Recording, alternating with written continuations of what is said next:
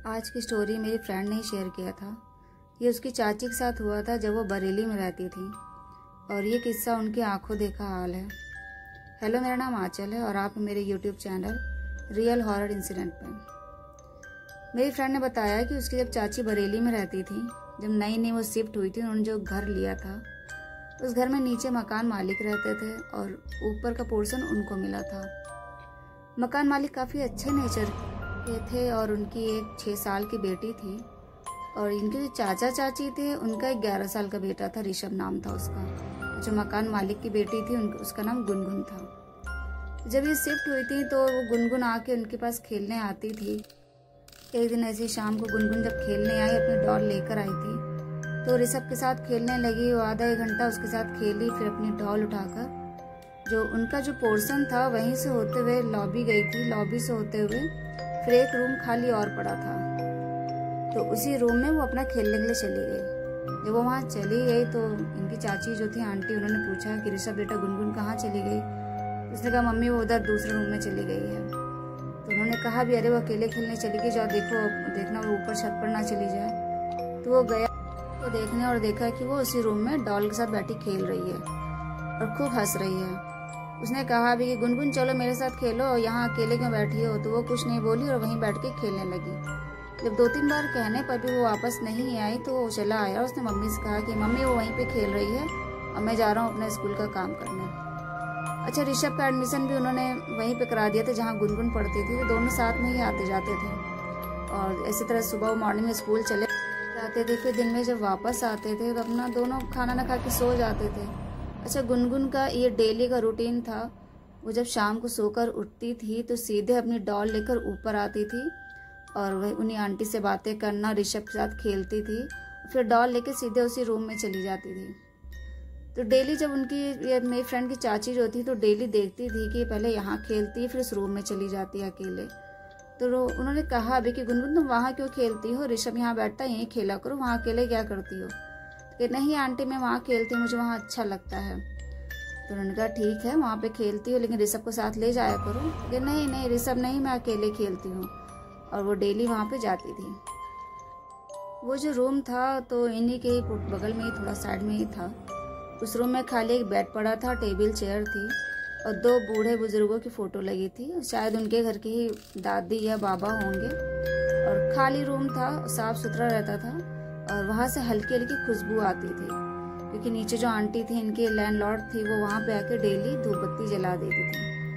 तो उन्होंने एक दिन पूछा भी कि उनसे कि आप यहाँ पे धूप बत्ती क्यों जला देती हैं, इसको रेंट पे क्यों नहीं उठाती। तो उन्होंने कहा नहीं ये रेंट पे नहीं उठाते हैं, ये इनके बाबा और दादी का कमरा था और वो लोग हमेशा यहीं रहते थे और जब वो खत्म हो गए हैं तो तब से ये खाली पड़ा रहता है। तो उन्होंने कहा भी कि अच्छा ये उनका कमरा था और ये गुनगुन जाके वहीं बैठ के खेलती है और बातें भी करती है, हंसती भी है। तो उन्होंने कहा अरे ऐसी कोई बात नहीं है, अच्छी है, खेलती है, उसको कौन समझाए, हम लोग कुछ नहीं कहते हैं, खेलती है वहाँ पे जाके खाली। अच्छा, उन्होंने जब ये बात टाल दी तो उसके बाद फिर ऊपर चली आई। अब वो डेली उनका ध्यान गुनगुन के ऊपर जाता था। तो डेली उसका एक रूटीन था, स्कूल से आती थी और उसके बाद सोने के बाद जब शाम को उठती थी, अपना खिलौना डॉल है या कुछ भी जब लेके आती थी ऊपर, तो ऋषभ के साथ तो खेलती ही थी और ऋषभ को उस रूम में नहीं ले जाती थी कि नहीं मैं अकेले खेलूंगी, तुम्हारे साथ खेल ले, अब तुम यहीं रहो। और ऋषभ भी नहीं जाता था क्योंकि वो 11 साल का था और थोड़ा बड़ा था उससे, और ये 6 साल की थी। तो वो भी अपना खेलने के बाद अपने काम में लग जाता था, अपने और दोस्तों के साथ खेलने चला जाता था। तो ये वहाँ पे बैठ के खूब देर, कम से कम आधा 1 घंटा वहाँ उस रूम में अकेले बैठ के खेलती थी। एक दिन इनकी आंटी से रहा नहीं गया तो ये पीछे से चुपचाप गई देखने की, देखे कैसे क्या खेलती है। तो जब ये गई तो देखा कि वहाँ पे ये खूब हंस हंस के खेल रही थी, अपनी डॉल दिखा दिखा के दीवार पर कि देखो ये डॉल है और ये है, मेरे पास इतने खिलौने हैं। इस तरह से खूब बोल बोल के खेल रही थी। अब इनकी आंटी को वहाँ रहते रहते वो कम से कम 8 साल वहाँ पे रही उस घर में।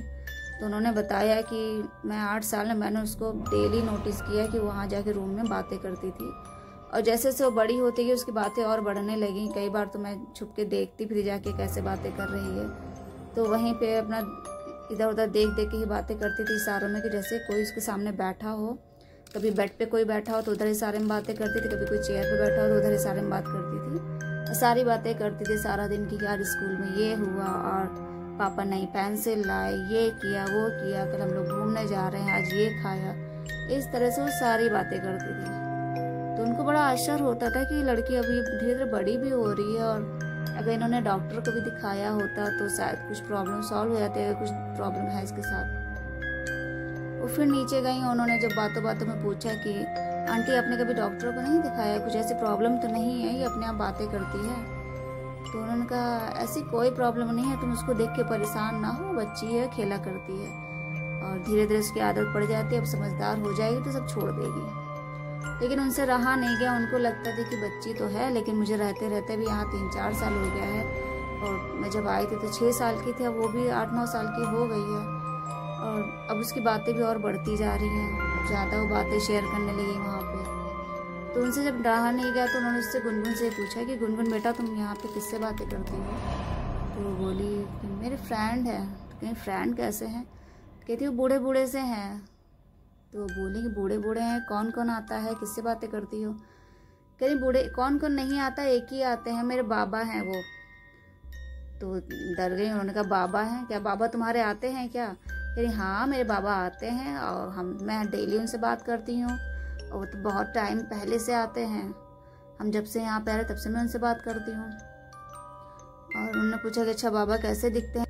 तो वो आंटी का हाथ पकड़ते हुए इसी कमरे में ले गई कि आइए दिखाते हैं बाबा कैसे दिखते हैं।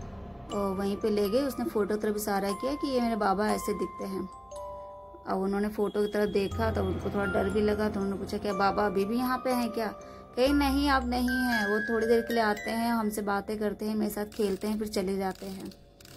अब वो उसका हाथ पकड़ी और सीधे उसको लेते हुए नीचे चली गई और कहने लगी आंटी ऐसी सी बात है क्या, तो हमसे ऐसे बता रही है कि बाबा आते हैं।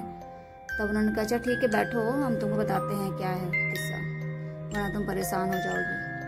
वो थोड़ा डर भी गई थी, तो उन्होंने इसलिए उनको बैठाते हुए कहा कि अभी हम तुम्हें पूरी बात बताते हैं, क्योंकि वो परी रहती थी और उन्हीं की साइड से ही होते हुए कमरा भी गया था, तो उनको थोड़ा बहुत डर भी लगने लगा था, क्योंकि उनके साथ भी उनका अपना बेटा था 11 साल का, तो उसके लिए डर रही थी कहीं उसके से हरकतें ऐसे ना होने लगी।